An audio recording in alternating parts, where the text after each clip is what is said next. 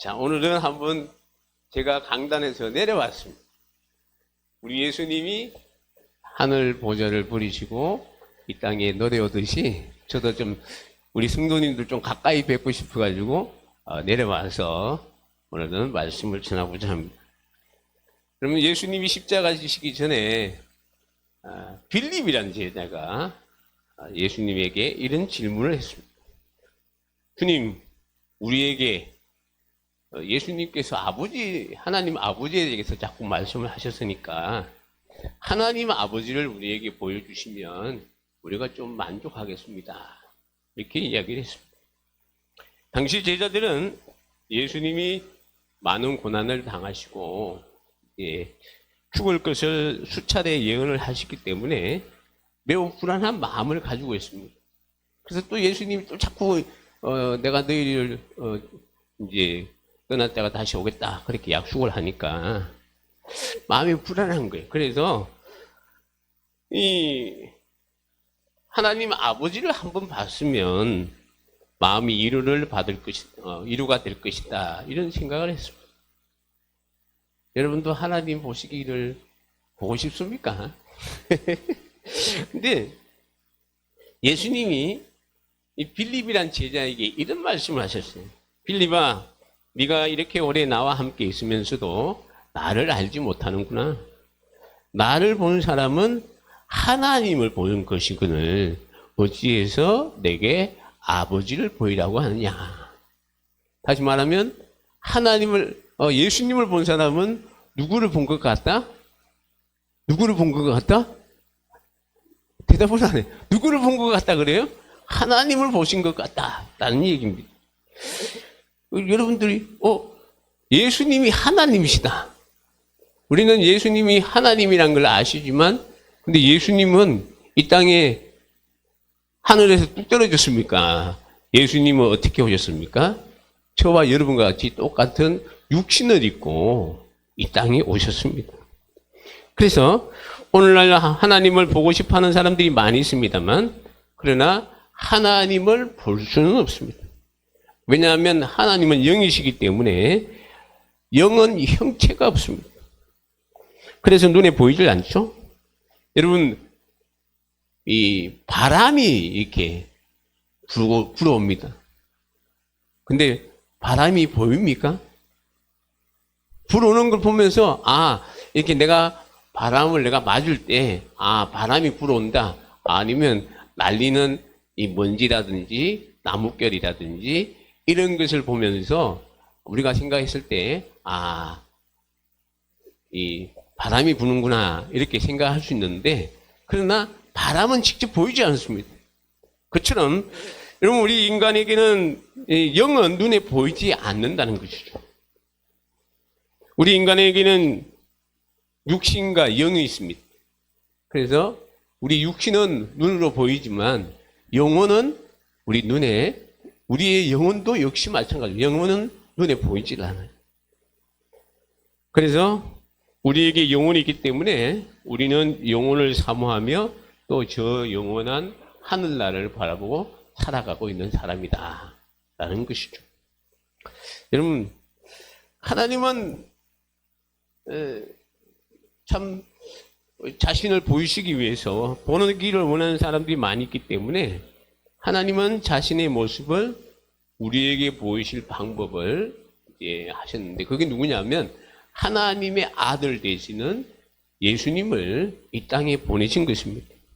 그래서 이 하나님의 아들 예수 그리스도께서 이 땅에 오신 것을 요한복음 1장 14절에 보면 말씀이 육신이 되어 너희 가운데 거하심에 바로 말씀이 육신이 되어 우리 가운데 거하신 분이 누구시냐? 바로 예수님이시다 하는 그런 얘기입니다. 그래서 우리가 그의 영광을 보니 아버지의 독생자의 영광이요 은혜와 진리가 충만하더라 이렇게 말씀하고 있습니다. 여러분, 그래서 예수님이 하나님 보좌 우편에 계시다가 이 땅에 육신의 몸을 입고 오신 거예요. 그럼 뭐라 하는가 하면 성육신 하셨다 그래요. 한번 따라할까요? 성육신. 예수님은 성육신. 인간의 몸을 입고 이 땅에 하나님의 아들이 오셨다 하는 그런 얘기. 그 사실을 사도 바울은 빌립보 교인들에게 빌립보서 2장 6절 7절에 보면 그는 근본 하나님의 본체시나 하나님과 동등됨을 취할 것으로 여기지 아니하시고 오히려 자기를 비어 종의 형체를 가지사 사람들과 같이 되셨다. 예수님은 근본 하나님이시지만 이 땅에 오실 때 종의 형체인 우리의 몸을 가지고 이 땅에 태어나셨다 하는 그런 얘기입니다. 그래서 예수님은 하나님 아버지를 보여달라는 빌립에게 나를 본 사람은 누구를 봤다? 하나님을 본 사람이다. 여러분, 우리 예수님은 완전하신 하나님이시며 완전하신 사람입니다. 그렇기 때문에 목사님, 예수님이 그러니까 우리가 봤을 때는 하나님은 볼 수 없지만 육신의 몸을 입고 오신 그 예수님은 하나님의 아들 되신 예수님을 통해서 우리가 하나님을 볼 수 있다는 그런 얘기입니다.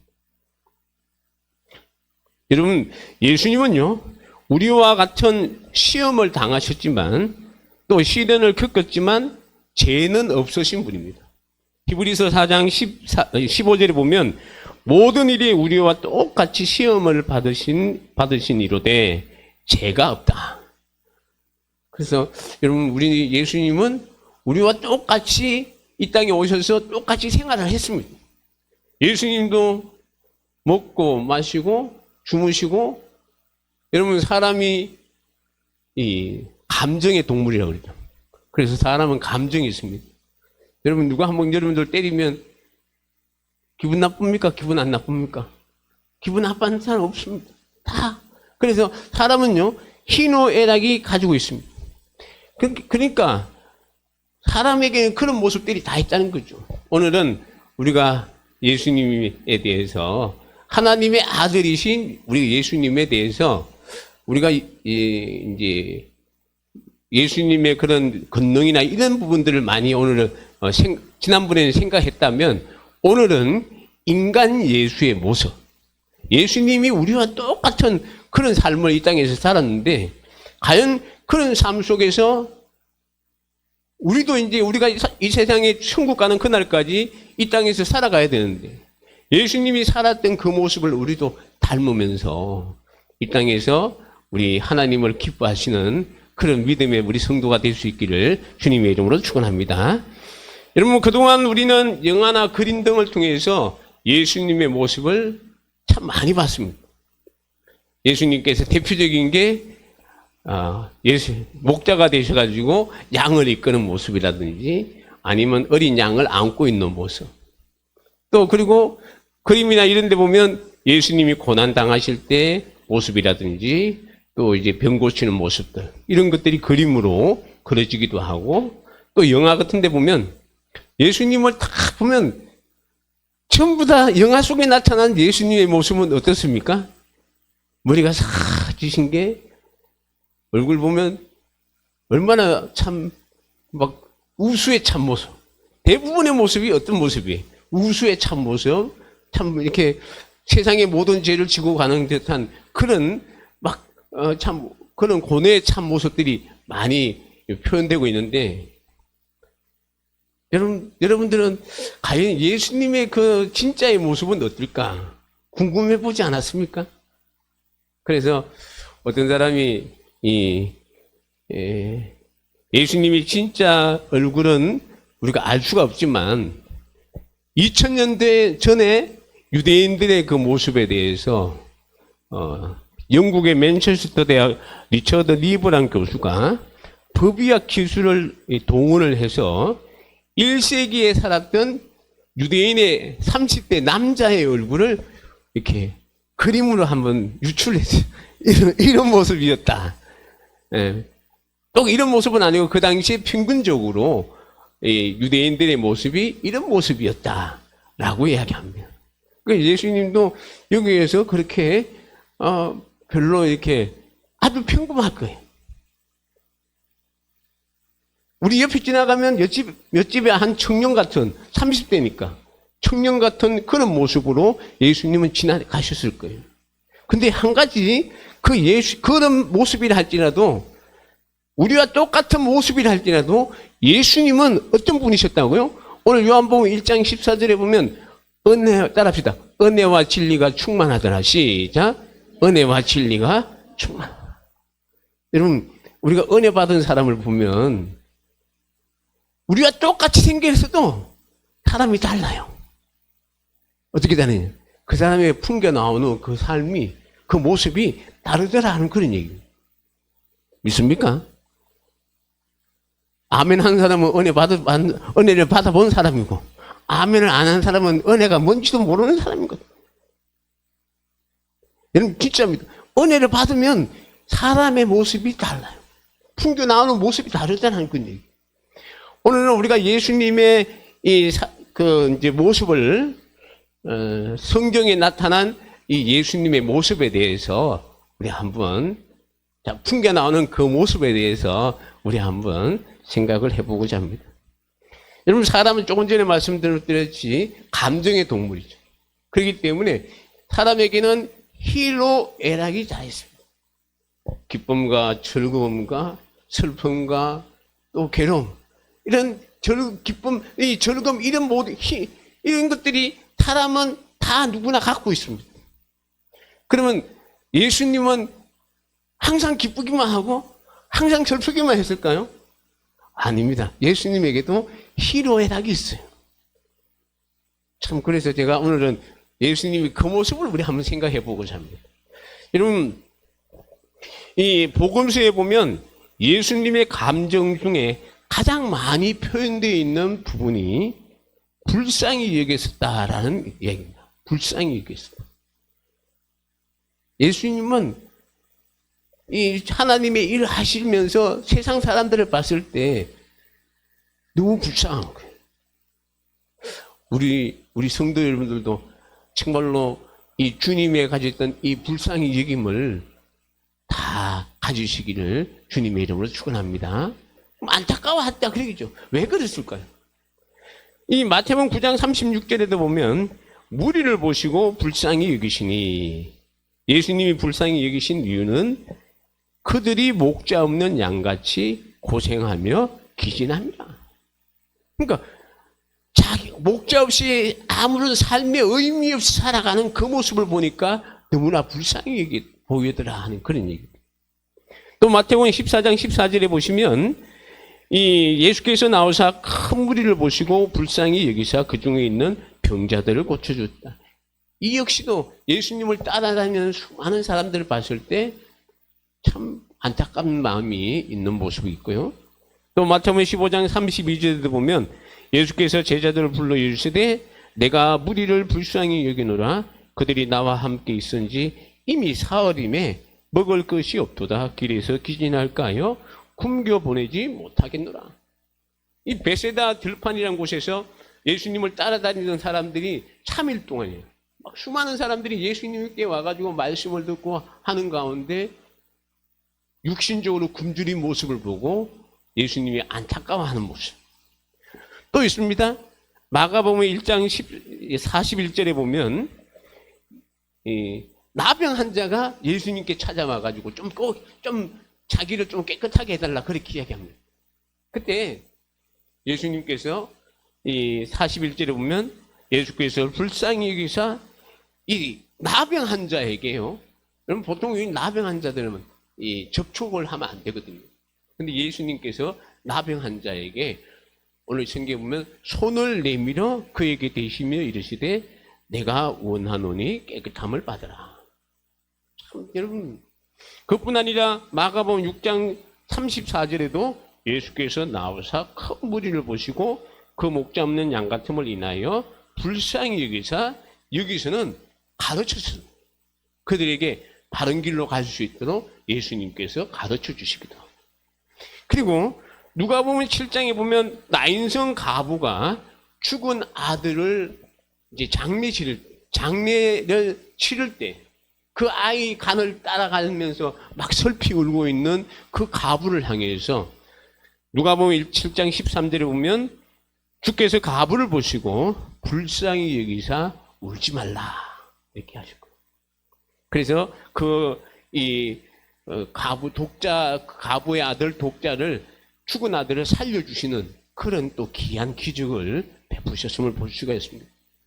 그뿐 아니라 이 요한복음 11장에 보면 이 베다니의 나사로란 예수님의 친구가 죽었다는 얘기를 듣고 예수님이 그곳에 갔을 때 동생 마리아가 예수님이 오신 것을 알고 막 울면서 예수님을 맞이하고, 또 주변에 있는 또 이 유대인들이 그 모습을 보고 막 울고 있는 그 모습을 보고, 이 요한복음 11장 33절에 보시면 예수께서 그가 우는 것과 또 함께 온 유대인들이 우는 것을 보시고 심령의 비통이 여기시고 불쌍히 여기셨다. 여기서는요, 한 걸음 더 나가셔서 예수님께서 그 모습을 보고 요한복음 11장 35절에서 보면 예수님이 눈물까지 흘리신 그런 모습도 우리에게 보여주고 있습니다. 예수님은 불쌍히 여기심을 참 가슴 아파하시는 모습을 우리가 볼 수가 있습니다. 참 우리도, 여러분, 우리가 주님을 닮는다 그러죠? 이런 마음을 닮으시기를 주님의 이름으로 축원합니다. 또 하나, 예수님께서 분노하시고 화내신 일도 있습니다. 우리 예수님은 항상 사랑만 하신 게 아니에요. 불의를 행하고 잘못된 길로 가는 사람들이 있으면 담대하게 주님은 그것을 해초리를 들고 심지어 그들을 쫓아내기까지 하는 모습을 볼 수가 있습니다. 언제일까요? 마가복음 3, 우리가 지난번에 우리 권사님들 수요예배 때 보면 아시죠? 마가복음 요즘 강의하는데 마가복음 3장에 보면 하루는 예수님께서 안식일에 해당에 들어가셨는데 그때 마침 손 마른 사람이 있었습니다. 손을 이제 움직이지 못하는 사람이 있었는 거예요. 근데 예수님께서 안식일에 병 고치는 것을, 이제 예수님이 안식일에 또 제자들에게 또 이렇게 안식일을 범해도 예수님이 제자들을 혼을 내거나 그러지 아니하니까 과연 이 예수님이 저 병자는 어떻게 할 것인가 하고 이 해당에 있는 바리새인들이나 유대인들이 예수님을 공격하기 위해서 이렇게 꼬dom하게 쳐다본 거예요. 그런 마음으로. 그러니까 예수님이 그걸 아시고 저들의 완악한 마음을 아시고, 여러분 마가복음 3장 15절에 보면 그들의 마음이 완악함을 탄식하사 어떻게 했다 그러죠? 노하심으로. 아니 사람이 아프고 힘들면 안식이라도 그 사람의 병을 고칠 생각은 하지 않고 왜 안식일에 했느냐고 오히려 책망하고 그 하는 그들의 완악함을 예수님이 분노하셨다는 거예요. 그래서 그 병자의 병을 고쳐주시는 모습이 있고요. 그리고 또 하나는 마태복음 21장에 보면 예수님께서 이제 예루살렘에 갔더니 예루살렘의 성전에 들어갔더니 성전 안에서 이 돈을 바꾸고 또 이제 이 비둘기나 이런 것을 교환해주는 그런 이 장사치들이 성전 안에 있는 거예요. 성전 안에 그런 것을 둘 수가 없거든요. 근데 성전을 더럽게 하는 그들을 향해서 예수님이 그 상을 엎고 심지어 채찍으로 가지고 그들을 후리치면서 어떻게 해서 내 집을 기도하는 집인데 너희가 강도의 소굴을 만드냐 하면서 막 예수님이 그들에게 분노하시는 그런 모습들을 우리에게 보여주고 있습니다. 심지어는요, 마태복음 23장에 의하면 외식하고 불법으로 가득 차 있는 바리새인과 서기관들을 향해서 예수님께서 하이스를 줍니다. 너희가 불의를 행하고 이제 외식과 불법으로 가득 차 있는 이 바리새인과 서기관들을 향해서 하이스 지언더라고 하고, 심지어는 예수님이 우리나라에서 좀 속된 속어 욕설 같은 거 있죠. 기분 나쁜 소리가 어떤 소리인지 아시죠? 덕구새끼. 네? 덕구새끼라고 그러잖아. 그걸 함부로 이렇게 강단해. 근데 예수님은요, 유대인들이 제일 싫어하는 말이 뭔지 알겠습니까? 유대인들은 뱀은 사탄을 상징하기 때문에 뱀을 제일 싫어합니다. 근데 이 마태복음 23장 23절에 의하면 뱀들아 독사의 새끼들아, 그렇게 바리새인들과 서기관들을 향해서 그렇게까지 예수님이 책망하신 거예요. 이것을 보면 여러분 불법과 외식을 일삼고 하나님의 영광을 그러니까 사실 이 바리새인이나 서기관들 같은 경우는요 그거예요. 겉으로는 하나님 말씀 지키는 척 하면서 행동으로는 따라하지 않는. 그래서 예수님께서 바리새인들을 향해서 저들이 말하는 것은 지키지만 저들의 행동은 따라하지 말아라고 예수님께서 말씀하셨어요. 우리가 겉과 속이 달라합니다. 항상 하나님의 말씀 안에서 믿음 안에서 정말로 우리가 겉과 속이 하나가 되는 그러한 성도가 될 수 있기를 주님의 이름으로 축원합니다. 또 하나 여러분 예수님은 고민하고 놀라기도 하셨고 슬퍼하기도 하셨습니다. 여러분 예수님도 고민이 있었고 슬퍼하기도 하고 또 자기가 이제 죽음을 앞두고 그런 모습들을 우리에게 보여준 적이 있잖아요. 겟세마네 동산에서 기도하실 때 베드로와 요한과 야고보를 데리고 가셔가지고 그러잖아요. 내가 지금 지금 놀라고 고민이 되어서 내가 너희들이 나를 위해서 좀 기도해 달라 하는 그런 모습들이 나오기도 합니다. 여러분, 근데 성경에는 언급되어 있지는 않지만 예수님의 감정 언급되어 있지 않는 그런 감정 표현이 있습니다. 복음서에 보면 예수님의 감정 표현 가운데 웃으셨다 라는 말은 없어요. 그리고 서두르셨다 라는 말도 없었습니다. 또 두려워하셨다 이런 말씀도 없고요. 놀랐다 하는 그런 말씀도 그런 표현도 없습니다. 왜 그랬을까요? 예수님이 하신 일에 있어서 급하게 서둘러서 처리한 일이 있습니까? 어떤 일을 하실 때 이거 급하다 하면서 막 급하게 가신 적이 있나요? 없습니다. 예수님이 어떤 일을 하시는 데 있어서 두려워서 그것을 처리 못한 일이 있습니까? 없습니다. 오히려 풍랑이 있는 것을 보고 두려워하고 있는 제자들을 향해서 예수님이 주무시다가 뭐라 그랬죠? 깨우니까 뭐라 그랬죠? 믿음이 적은 자들아 어찌하여 두려워하느냐 하고 풍랑을 향해서 잠잠하라는 그 순간에 풍랑이 잠잠한 적은 있습니다. 그뿐입니까? 여러분 풍랑 때문에 밤에 제자들이 위급하여 있을 때 예수님께서 무리로 급하게 막 제자들을 향해서 달려가는 그 모습 그건 있었습니다. 두려워서 어떤 일을 못 처리한 적은 한 번도 없다는 것입니다. 예수님이 어떤 일을 만났을 때 그 일을 감당 못할 만큼 놀란 일이 있었습니까? 우리에겐 그런 일이 있을지 모릅니다. 놀래가지고 힘들어서 그럴 수도 있어요. 그러나 예수님은 없었습니다. 야이로의 딸이 이제 죽는다고 야이로가 자기 딸이 해당장 야이로가 예수님한테 왔는데 예수님이 야이로의 집에 가다가 연락이 왔어요. 집에서 이제 딸이 죽었으니까 예수님 그만 괴롭히라고 그랬더니 예수님이 그 사람들에게 또 야이로에게 한 말이 무엇인지 아십니까? 두려워하지 말고 믿기만 하라. 죽었다고 해서 두려워하지 마라. 너희들 단지 믿고 나를 따라와라 하신 주님의 말씀이 있습니다. 예수님께서 웃으셨다는 표현은 없어도 기뻐하셨다 하는 부분은 한 번 있습니다. 누가복음 10장에 보면 70인 제자들이 전도 여행을 갔다 옵니다. 그리고 보고를 해요. 예수님한테.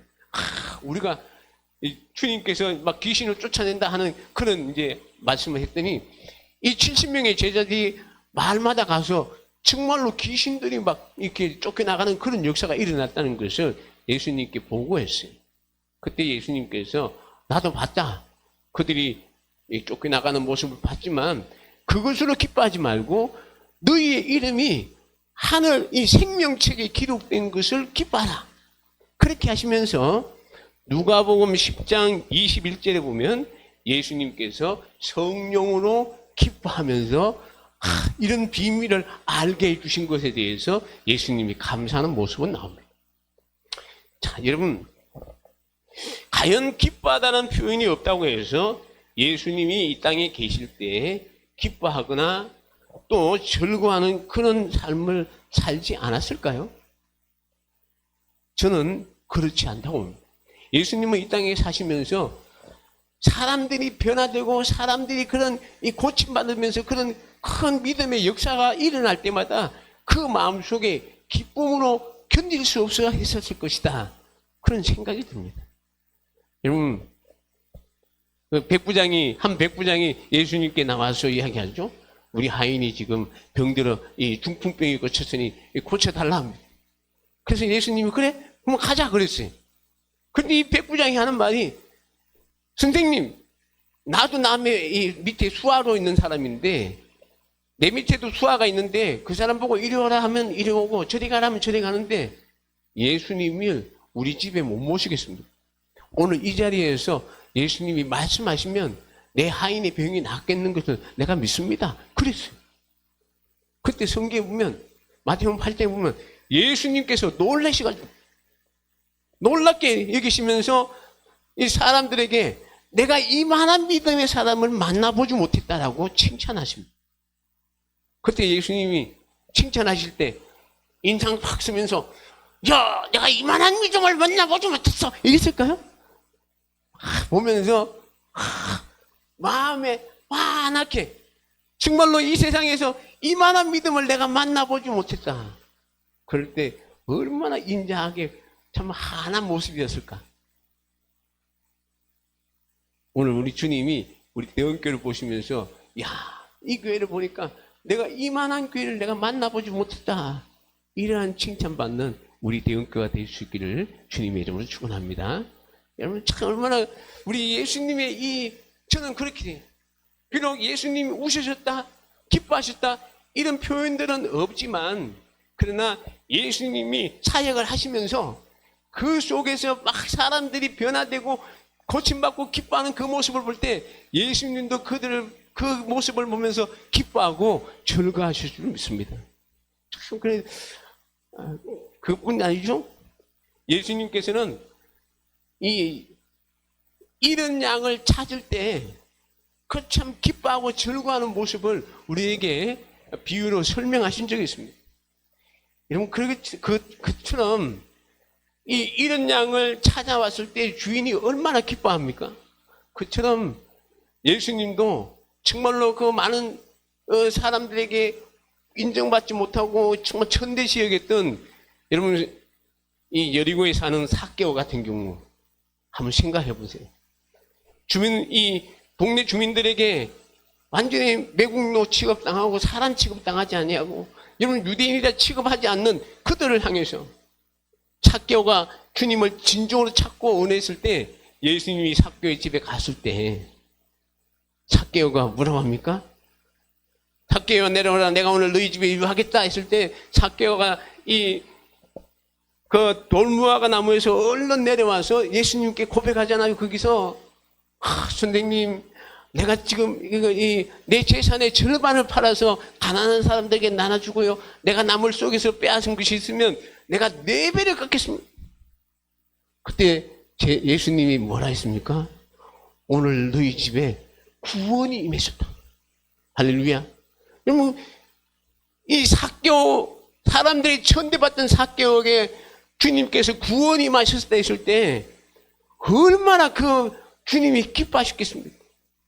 우리는 성경에 예수님께서 기뻐하셨다, 웃었었다 이런 표현들은 없지만 저는 이 예수님의 삶을 보면서 그런 귀한 역사들이 일어날 때마다 막 기뻐하시고 즐거워하시고 그랬을 것 같아요. 제가